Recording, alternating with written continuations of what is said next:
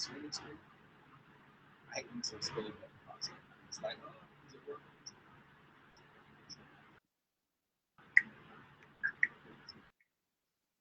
People go see this on YouTube.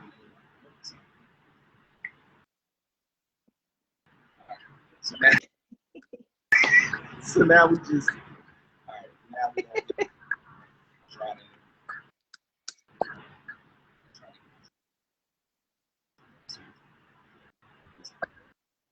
I'm going to share it too so my people can see. What do you?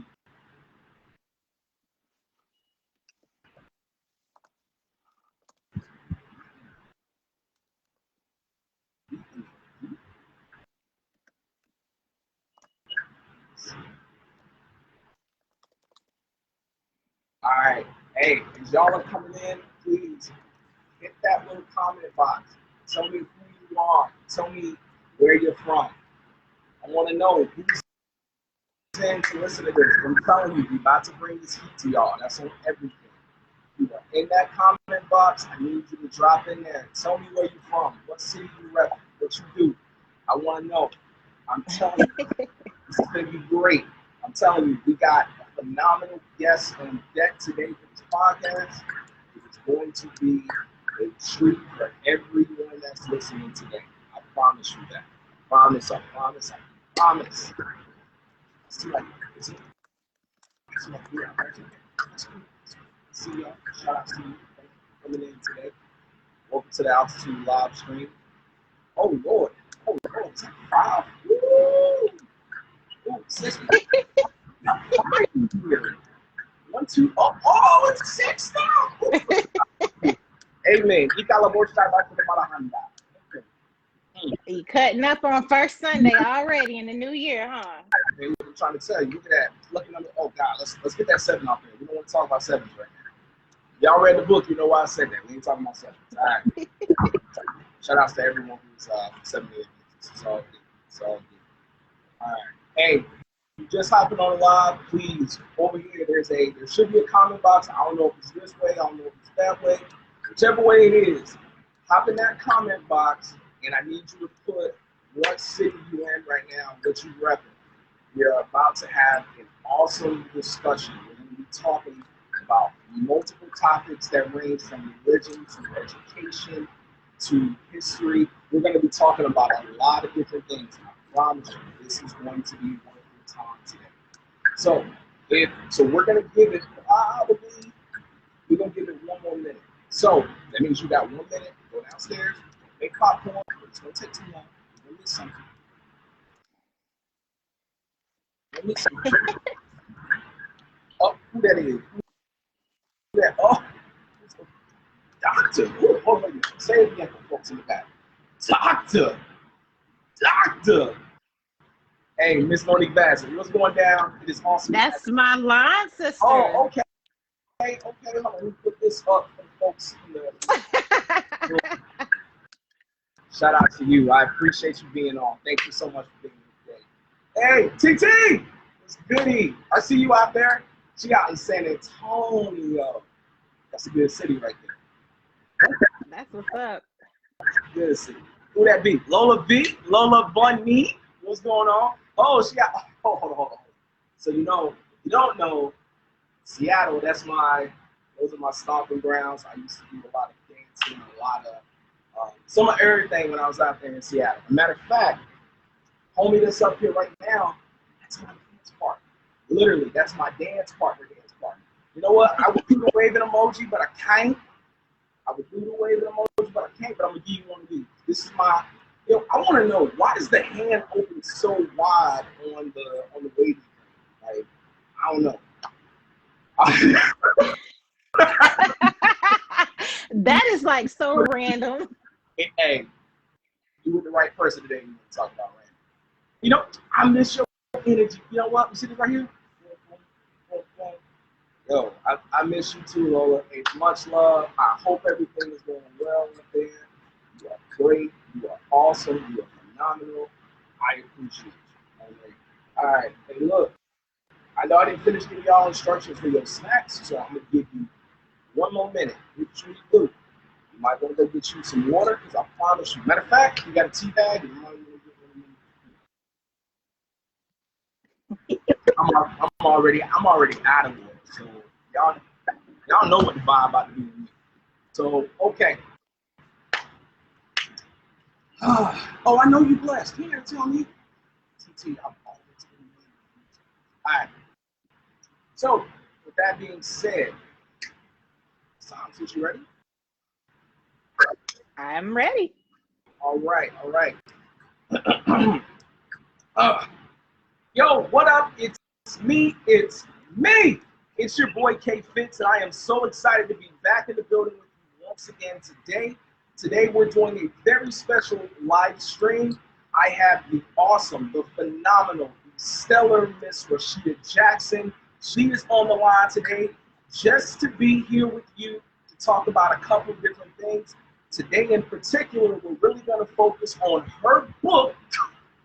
Notice I said that with a large K. We're going to focus on her book, Pillars to Commandments, My Journey to Conversion. If you have not gotten this book already, it is on Amazon. Again, it is Rasheedah Jackson. The book is called From Pillars to Commandments, My Journey to Conversion. So before we go any further, I promise you, we will put in the description the link to the book. So when this is done, real quick instructions. Step 1, like this. Step 2, share this. Step 3, go get this book, buy it, read it, follow her, like this. What? I just said that twice. You get my point. This is going to be worth your time, I promise you. So real quick, a little bit of background on Rasheedah. I'm going to turn this way. I got 2 screens going, and I want to make sure that we're putting respect on her name before we get started. So first things first. So growing up as a child, Rasheedah Jackson was always exposed to books, magazines, and writing by her mother. Her mother used to read to her all the time and always took her to the library to get books, as well as invested in her own personal book collection. Her mother was always involved in a writing club that she always took Rasheedah to with her. When she entered high school, Rasheedah's 9th grade English teacher sparked her interest for writing when she returned a graded assignment and told her that she was a great writer and had the potential to be a professional writer. I'm gonna pause right there. Shout out to that teacher because the teacher was right. Anyway, as an adult, Rasheedah lost her passion for writing, but the interest returned once she asked people on Facebook if they would read a story about her conversion from Islam to Christianity, and the response was phenomenal. So let's talk a little bit about the book itself. So again, the book is From Pillars to Commandments, the whole thing. From Pillars to Commandments, My Journey to Conversion. So in this book, it's going to disclose the personal trials and tribulations of Rasheedah and what she experienced while trying to find her spirituality and, most importantly, finding a true relationship with God. This book also focused on her perspective of growing up as a Muslim and converting to Christianity. She devotes part of her book to discussing the abusive and toxic relationships that made an imprint on her life, but also turned her towards God. I'm telling y'all right now, if what I said so far is not 1, ensure you put respect on her name. 2, ensure you want to go and buy it, then I should read it again. So from the top, I'm joking. We're not doing it. But look, with that being said, if you over here in the comment box, there should be a clapping emoji somewhere. If you got buttons, you can write the word clap. I need y'all to give it up real quick. We got Miss Rasheedah Jackson on the line. What's going on, Rasheedah? How you doing? Hey, good. Happy New Year to you and everyone watching. Absolutely. Likewise. Thank you so much for being on with us today. So before we really get into some deep questions from the book, we already gave your bio, phenomenal background. You've done a lot of great things. Tell us a little bit more about yourself and some of that stuff. Okay. So I'm actually completing my master's in clinical mental health. So eventually at the end of May, I'll be somebody's therapist. Black Therapist Matter, go me. I I am a member of Sigma Gamma Rho Sorority Incorporated. I currently work at a HBCU college to get our young Black people into school to help further them educational wise. I'm just an outgoing person and just love and want to help the people. That's all I'm about. Peace, happiness, all that good stuff. Y'all hear that? Peace, love, and happiness. Peace, love, and happiness. None of this ratchet shit that's going on in the world right now. But, hey, real talk, it is an honor to have you on today. We are all super excited to hear your feedback about your book. So, with that being said, I don't want to waste any more time. Let's get into some of the questions we have about your book. Okay. All right, so my first question I want to ask you. So if you already have the book and you've already read it, you'll know some of the things we're going to talk about. But if you haven't, come back and watch this stream again. But anyway, the first question I got for you, in chapter 1, you talked about your mom sending you to a 7-day Adventist school as a kid. Now, with that being a Christian school, what was it like to go to a Christian school as a Muslim girl, and how was the treatment and perception of who you were different? Well, first, I loved education as a child. So, I really didn't know the difference, like religion-wise. Like, I don't know, maybe I was just different than everybody else. I didn't know Christianity, Islam, whatever. But upon going to school, I did experience discrimination based off of my belief. Of course, my name was a hint. Before I got married, my name was Rasheeda Akbar Bracelet. So I had 2 last names. Both of my first and my maiden name is an Arabic name. So people probably already knew, like, okay, what is this girl doing here? It was different because I was taught different practices at home for like Islam, like praying 5 times a day. We face the east to pray to God. And then when I was going to the 7th-day Adventist school, it was totally different. They go to church on Saturday. They didn't eat meat. They talked a lot about Bible scripture. I had to learn a lot about Bible scripture in the morning. We had worship in the morning. So I was already kind of lost because those kids have been learning about Christianity since birth, I guess. And then I had this one, I guess she was a teacher assistant, and she was really mean to me all the time. And she told me that a child could not have 2 last names. They're supposed to only have their father's last name. So she picked on me for writing out both of my last names, and she told me I needed to change that. Now, I didn't know how to express that to my mom, so I just I changed it so that the lady would leave me alone. And so then, back then it was old school. They send our work home in the folders at home to have your parents sign off for it. So my mom looking through my work, she was like, why is your name, where's the other part of your name? Like, and then I had to tell her, I didn't want to tell her, but my mom went up to that school and she went off on that lady, and we didn't have any problems as far as my name after that. But my mom was not playing those types of games. But that was like the first instance I kind of realized I was getting treated differently. She didn't tell nobody else that. And there were other kids that had 2 last names too, so it was confusing. I'll say that. Because I'm learning one thing at home, but at school, I'm learning something else. So, then they start talking about heaven and hell. And I'm like, okay, am I going to heaven or hell? I don't, I was really confused. That's a lot. So what it kind of makes me wonder too is if you were going through one thing in school, what was the pressure like at home? Were you getting a different type of energy from your mom when you were going home, when you were bringing home those Christian practices and stuff? How did that go? The funny thing is, I really didn't talk about the Christian aspect of school. It's just like I learned my ABC today, 1, 2, 3. I really didn't talk about the scripture part, I guess. It didn't dawn on me. Like, I was 6, 7. Like, I didn't know. I'm like, okay, I pray at home, so we praying at school. But they're talking about Jesus, and we talk about Jesus too, but not in the same aspect. So, as a kid, I'm just like, okay, I'm doing a get along to go along.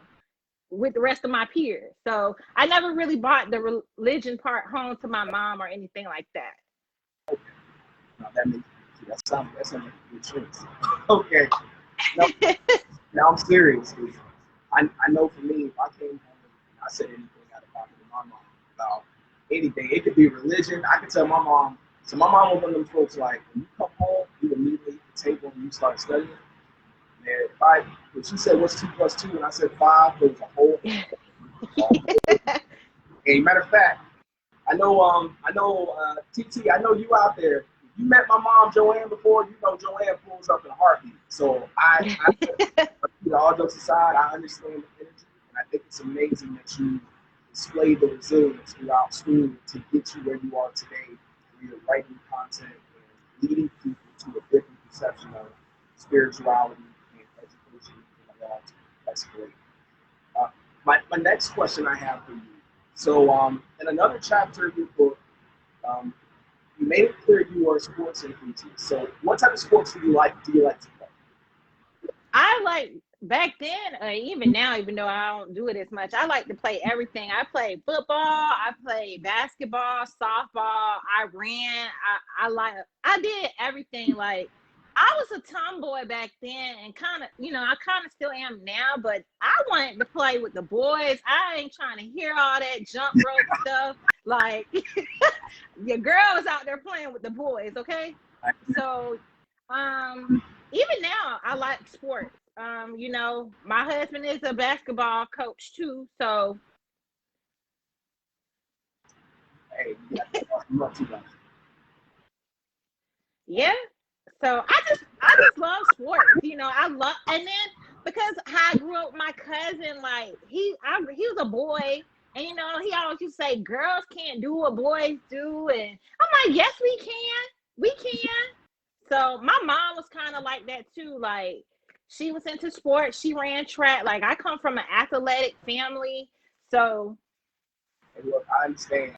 Look, I know what's doing up here right now that got hands. Anyway,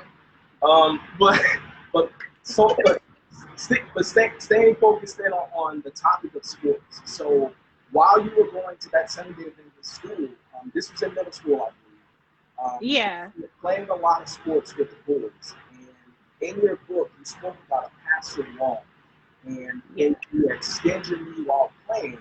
Instead of him focusing on the injury that you sustained, he focused more on telling you that girls shouldn't be playing boys' sports.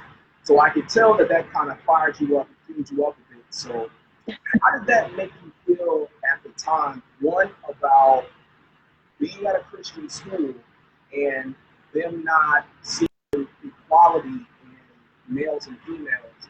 And how did it make you feel about the Christian faith as a whole if everyone's supposed to be equal in the eyes of God? So when he first addressed that to me, I felt like maybe it was something wrong with me, or maybe, I don't know, maybe I wasn't supposed to be doing that because I was a girl. And then being that it was I don't know if it was like a religious thing, kind of, sort of, maybe it could have been, but maybe they just didn't think girls should be interacting with boys at that age. But I was definitely hurt. And I promise you, I never forgot that till this day. Like, a lot of people make those types of comments where girls are not supposed to be doing what boys are doing. My mom never raised me like that. My dad has never said nothing to me about, oh, I can't play with the boys or do boy sports. But I was definitely hurt. I felt the type of way. I'm not sure why the pastor would embarrass me in front of my peers like that. He told me that I could no longer play, and if I played with him, like with the boys, that I would be in timeout during recess. So I had to start playing with my female classmates. Well, only when he was not there, but I still was playing sports with the boys. Right. But that it hurt me. It left a lasting impression on me for sure. That's crazy. You know what? I bet he's mad because the same. So while we're talking on this subject, hey, over here in the comment box, if you think that men and women can play sports equally equally, same level, higher level, wherever you think at. If you think we're all on the same page, please drop a heart over there in the comment section. Because I personally believe we're all the same. Like I told you, I know some females that got some hands. I know females that can dribble. Look, I got my ankles broken in high school by a girl, and that cost me getting on the high school basketball team. Coach saw me getting crossed up, and no lie, in the gym during PE, minding my own business. He come in and sit down. I go see him in the afternoon. He was like, "No, I'm not seeing you." And next thing you know, I was in the cooking class. But anyway, now my point. So moving on to my next question for you, sis. So, hey, I'm gonna tell you right now, if you are a person who gets sensitive by language, now might be the time to jump off. You got to say something real quick. So, my question for you, even though you were surrounded by Christian faith throughout elementary all the way to high school, I know that didn't stop people from judging you based on the color of your skin. And after the 9/11 situation happened, there were a lot of people that were looking at any Muslim and they considered him as a threat or as a liability to the country. And there was a time in school when you would be called nigger. There was a time when you were called a sand nigger in school solely because of the complexion of your skin in conjunction with your religious background. So my question for you, one, is how did that make you feel? And two, what brought you through those challenges to be resilient, to continue to progress, and to elevate your life where it is now? It was really hurtful. It's one thing to be called the N-word, period, but to be called a sand nigger is something totally different because I didn't know what it meant until I went home and asked my mom. Basically, a sand nigger is somebody who is Muslim and they're black. That's a hate term that they use. That's what they call you, or try to make jokes like you're from the Middle East or something like that.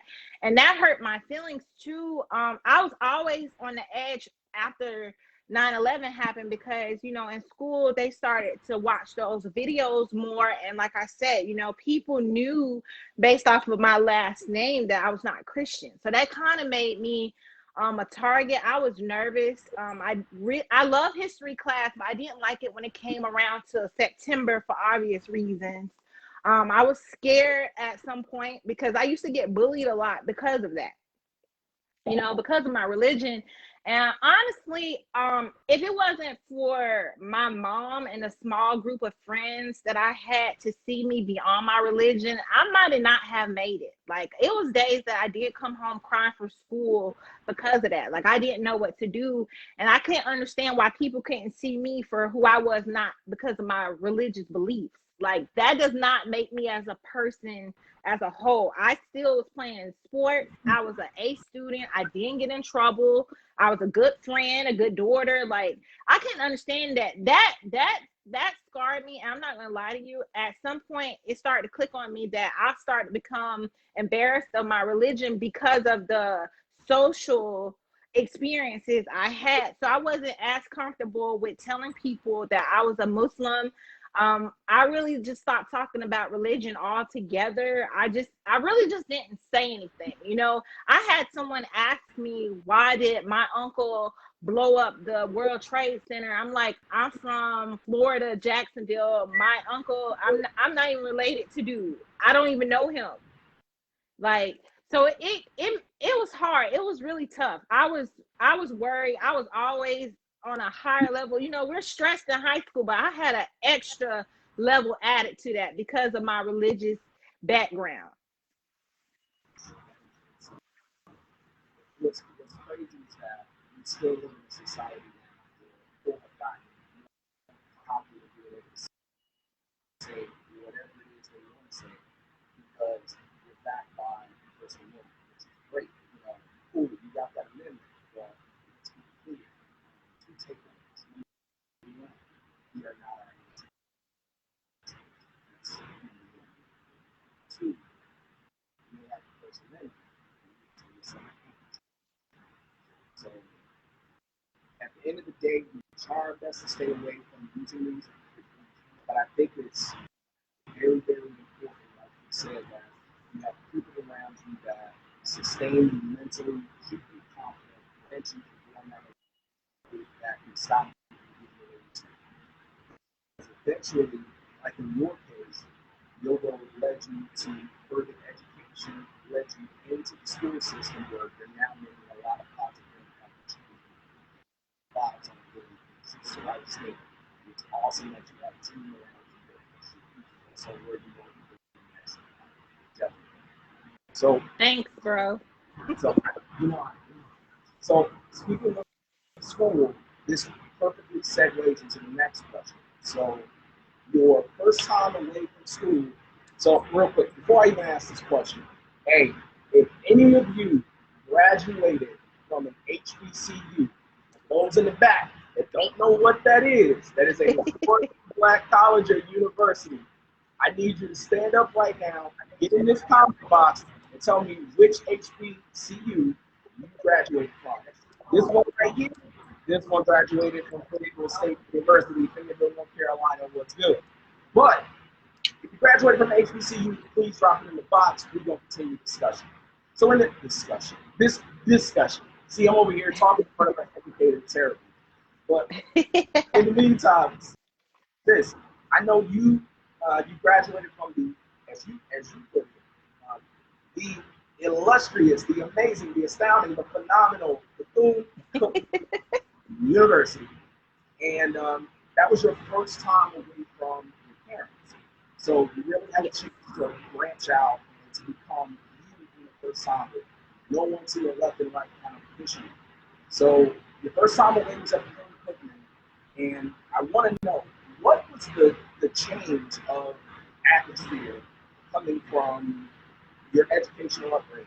You came from a Christian school, you were a Muslim based on your religious preference, and now you're coming to a school where you're surrounded by people who are six, Muslim, Jewish, for those that decide to still come to a lot that way. And then you have people like me who are heathens running around here. So I told you I was say it. But with you being around all these different types of people, what was that like for you going into a So, little history fact: Bethune-Cookman is associated with the United Methodist Church. So, I was still around a religious institution. However, when I got to college, I guess I was a little kind of more lax than I was in high school. Because like you said, there are a lot of different backgrounds. However, religion still came up, and Christianity was still that dominant like religion. You know, we still had to go to chapel on Wednesday. HBCU, every Wednesday you in the chapel listening to somebody. Okay. I really started to at that point, being away from home and not practicing my usual Islamic faith and being exposed to going to chapel and stuff, I really started to question and ask myself, you know, is there a God, or am I in the right religion, or why am I Muslim? How, you know, I started asking myself questions, and then at one point I just stopped being spiritual, religious altogether. I just decided to myself that, you know, I'm just probably a lost soul at this point in some sense, you know. And then things happen in school that kind of be like, okay, I know I need God in my life, so maybe I could try the religious part again, but I just didn't know what religious affiliation I wanted to be. So I was just confused. I was learning, but I was still confused at the same time. However, I did have, like I said, having that support of people that's not judging you based off of what religious affiliation you are, that helps extremely a lot. A lot. You know, people never sat down and taught me about Christianity. You know, the ones that I had encountered were just very kind of like judgmental. You know, I had people telling me I'm gonna go to hell because I'm not a Christian. But I'm like, okay, but I didn't get to choose my religion, so why would God, you know what I'm saying? Why would God send me to hell? I didn't choose it. You know, we don't have that choice. You know, our parents make that, you know, that decision, and then as we get older, we have that freedom to decide if we're gonna stay in that box you know, but I really think people should not per se, what is it, indulge in it, but at least tell your kids about different religious beliefs so they won't be ignorant to everything, you know. I didn't know what Christianity was, even going to a Christian school for all those years. I still didn't know. I got to ask you this. Did your religious background stop you from being able to like participate in different things? It's like when parties came around, did any of that did it kind of freeze you from like, Jesus doesn't want me to go, but I just heard somebody say from the 99 to 2000, like, did any of that stop you from still getting that far? No, I became a rebel. I did the total opposite. You know, I got tattoos. I did got my ears pierced. I was at those parties. You know, I did what I wanted to do. You know, and then you gotta remember too, like I was Americanized Muslim then. Like I wasn't like how some of them are fully dressed in clothes. I grew up in the United States, African American, and then people need to know that there are two different types of Muslims. You know, you have the Nation of Islam, which is African American based. You know, Muhammad, you know, Elijah Muhammad, Malcolm X, things like you know, like that. That's more so what I grew up being as. Black power, like we're for our people, black support, all of that. So nah, I was out there for the 99. I was out there. It didn't stop. It didn't stop me from going. It did not stop me from going, bro. It did not. He said I was out there for the. Hey, I need to make that tag in this video. I was out there for the. No, I think that's dope though. So, but sticking to that subject of school.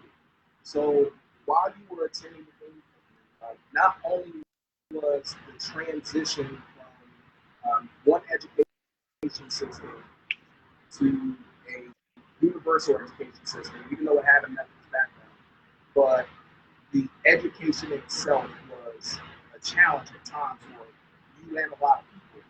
But you are a person that constantly persevered, you worked hard, and you got the grades. And if I'm right, you graduated. That is correct, sir. I did do that. So, since what it makes me want to go into in one of the chapters of your book, I ain't gonna tell y'all which one. You want to know which chapter? So while you were there, you worked hard in your education. Can you tell the viewers about a situation that happened with one of your teachers when they tried to accuse you of plagiarism? I know this wasn't necessarily at clinical. This was when you went into grad school. Can you tell us about what happened? Okay, I just want to make this clear that the grad school was a PWI. So it's my first time in grad school. Of course, it's like maybe 3 other Black people in the program. And I was, maybe 4 credits of being done with that program, maybe. I had this white female professor, and she accused me of plagiarism. And then her husband was also the department chair. So she accused me of plagiarism. She didn't even try to explain to me about how to write this paper or anything. Like, she didn't tell me what I did wrong. She just flat out sent it to her husband, who's the department chair, to try to get me kicked out of school. And so I'm like, well, damn, you know, in undergrad, the professor be like, hey, Rasheeda, this is what you did wrong. Moving forward. She didn't try to do that. So I had to go before a hearing and explain myself. And, you know, her husband was more gracious and he kind of understood, you know. And so I tried to reach out to her multiple times to ask her, you know, and all she would tell me was, you're a graduate level student and you should know how to write. That's all she said, you know. So I was like, okay. So I tried to write my second paper again, and then she accused me of plagiarism again. And this time they were like, okay, well, we're just gonna put you on academic suspension or whatever, and you can't come back for a period of time. Now that whole instance scarred me for a really long time because it had me believing that I could not write to their standard of writing. Like I felt like, okay, they picking on me and, made me feel like I was dumb. But I knew I wasn't dumb because I made it like 75% through the program. But even in grad school now, it's a PWI too. But I excel. I have a 3.86. I don't have a problem with APA. The professors at that school actually took time out to help me figure out what is wrong with my paper. Of course, my LS, who has a doctoral degree, I make sure she proofs my papers to, make sure. But they tried to destroy your girl, like, make me feel like I was incompetent or wasn't good enough. And it probably because, well, I was one of the 3 Black people that was in that program. I also want to say this. Sometimes these people, the females, they feel like they have to prove themselves to their counterparts, and they be hard as hell on you as a student. No lies. Well, I would say you were happy, but not. So I think that's very true. I think we live in a time where you are a Black person and you're trying to pursue higher heights. There's always going to be someone who sees it as a threat. And it's almost like knowing that there's a seed in the ground and knowing the seed is going to grow into a gigantic tree. And you don't want that tree blocking your view. So the best thing you can do is try your best to build that seed out of the ground before it grows into a tree that blocks your view. And I feel like it's almost irony because for someone who can't write per se, this book is pretty good to me. You say it again for folks in the back. Someone who so-called cannot write, this book looks pretty good to me right now. So, I mean, with that being said, you have done so much in so little time, so much more room to grow. And I think it's time to get into the biggest topic that the book really focuses on, and that's specifically the conversion. So, in chapter, I'll just say one time, I'm going to give you something. The rest of these chapters, y'all got to put them on your own. Now, chapter 10 of your book, chapter 10, there's a quote in there from the Dalai Lama where he basically says that conversion is not my intent. Changing religion is not easy. You may find some kind of confusion or difficulty. You specifically put this quote in your book. I'm a believer, as someone who's also published a book, that we don't see things in our life unless it really has a meaning or purpose to it.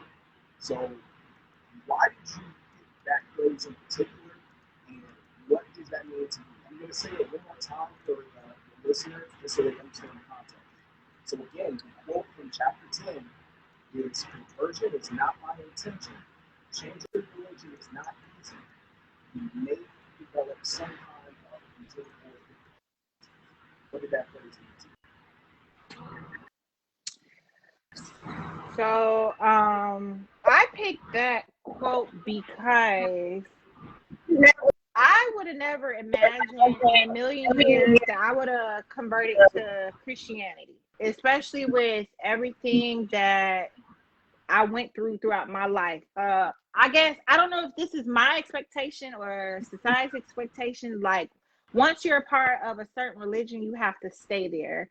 And I just felt that quote meant that's not always the case. You have to have some sort of spiritual fulfillment. And this is not to bash Islam or anything, because I love my people, but that was not fulfilling me anymore. And when I got invited to a particular church, I felt like my connection was rebuilding with God.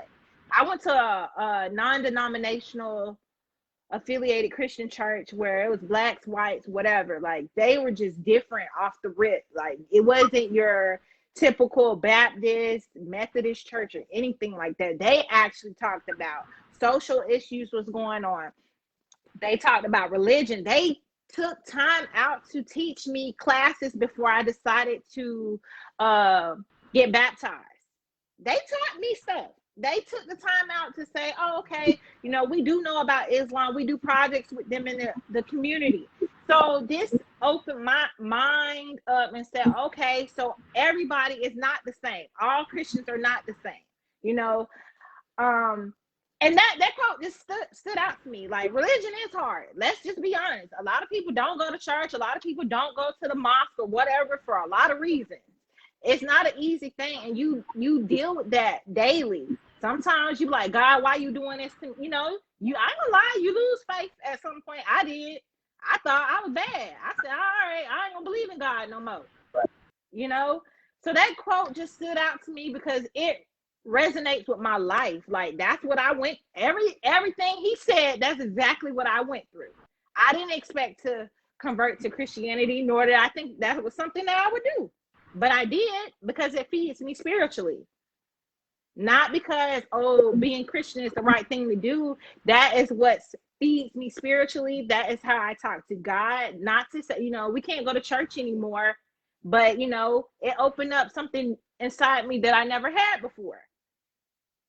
Comfort. A sense of belonging, you know. I never had that before, you know, with Islam. And, you know, I even put a question in there too to say that maybe if I had been going to a more, you know, an Islam school or something, maybe the outcome would have been different. I don't know. But that was not my journey that God had for me. Maybe he wanted me to experience everything to, you know, inform other people. Everything. I can't remember the song I'm talking about. Song. The lyrics, one of the things he basically said was, he will tell you that a God, he will tell you that it's not about you, tell you there's a willingness, there's a way not to, and then there's people that tell you you can't believe at all because nothing exists. But the bigger message is that it is better to believe in something than to believe in not at all.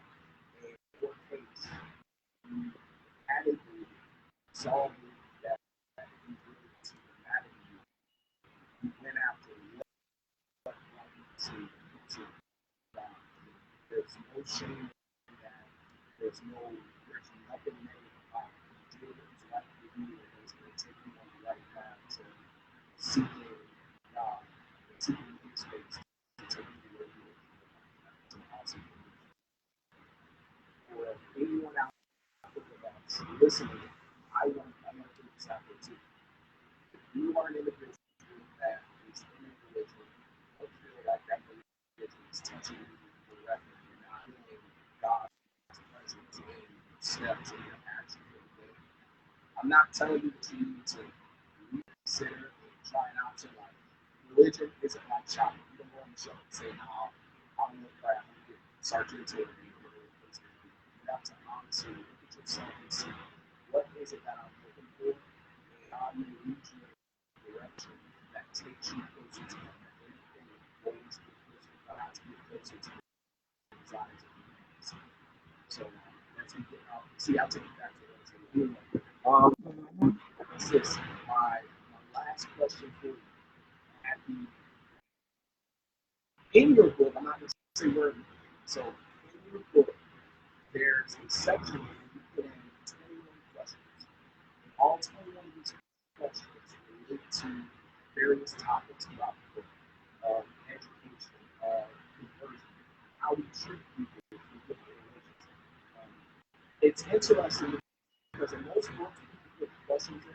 It's along the way as you read, like you get to the end of the chapter and questions. It seems like you wanted us to read the entire book until you can, and now that you've read it, reflect on these topics by yourself, with friends, whatever the case may be. So, tell me, what made you create that list of questions to give to the reader? And is there a reason why you chose to put that? Yeah, I put that book of I chose those questions so I could make people kind of think, to help them be better human beings. And what you never know anybody's story, and I'm pretty sure I'm not the only person that's ever felt confused with religion or been in any bad situation. So it was just, after you read the book, like how did you feel before you read it, and how do you feel now that you read everything and you know more? You know more about religion. You know more about how somebody could possibly feel. You know more. It gives you a different hindsight. Like, I've told people this all the time. How can you be mad at somebody about the religious choice they chose when your parents make that choice for you? You don't make that choice at 5 and say, hey, I'm going to be a Christian. You probably don't even know what it is. You don't know what that is. So how does that change your perspective at that point? Now that we don't make that choice. How do you know that's the right choice for you? We didn't get to pick it. Like, and I'm not bashing nobody's parents or religious affiliation, but as we grow, things change, your perspective change, your mind changes. So those questions was to help be a part of growth, to help something maybe change within themselves. Maybe now they have a better understanding of people who are of different religious backgrounds, or now you can educate somebody else, or instead, if you want somebody to be a part of your religion, maybe sit down and have a conversation with them about it. Not start off by saying, hey, you're not in the right faith. Don't do that. So it just helps you to learn how to maybe approach things differently. Look at it from the other side. Look at it from the other person's side, to help them. We're supposed to help each other. That's what we're here for, right? Help each other through this process of life until we get to the next part. So that's what I kind of wanted to do by adding those questions in there. I think that's great. I'll tell you, once you get a chance, after each when you get a chance to these questions, some of those questions will really make you think, am I doing things the right way? Am I actively working in my faith that God sees fit? Am I doing the right thing and talking to people? Am I even in the right religion myself? And they're not like questions that are really hard and force you to like dig deep in it. It becomes almost like a task. These are basic questions that when you do them, you start pondering, and as you start going through the questions, you start saying, maybe I should have articulated this differently to this person. Maybe the way that I'm not here fighting to bring souls to God isn't the right method. So there's a lot, there's so much content in here. And fun fact, we talked about a lot of good things in Rasheedah's book. I haven't even scratched the surface of some of the stuff that's in there. There's some other good stories, and I mean some good stories. Like, remember I told y'all to get tea before y'all left? Like, stories that you're going to have like 2-3 cups on standby just to get through the entire book, I promise. But, ladies and gentlemen, I'm just so thankful that we were able to have Rasheedah on today. Rasheedah, thank you so much for getting here with us. Real quick, we're going to put this down in the box, by the way. I'll let you comment. You can sell it in the social media handles so they can find you. Yeah, my Facebook page is author Rasheedah Jackson, and then my Instagram is author Rasheedah Jackson 22. And then I can't remember my Twitter, but I'll put it in the I'll put it in the group box so everybody can follow me. Please make sure you do. I'm telling you, a lot of good content here, a lot more great content on the way. One last question. So, how far are we from the second book? Say that one more time. Okay, my question was, how far are we from getting the next book?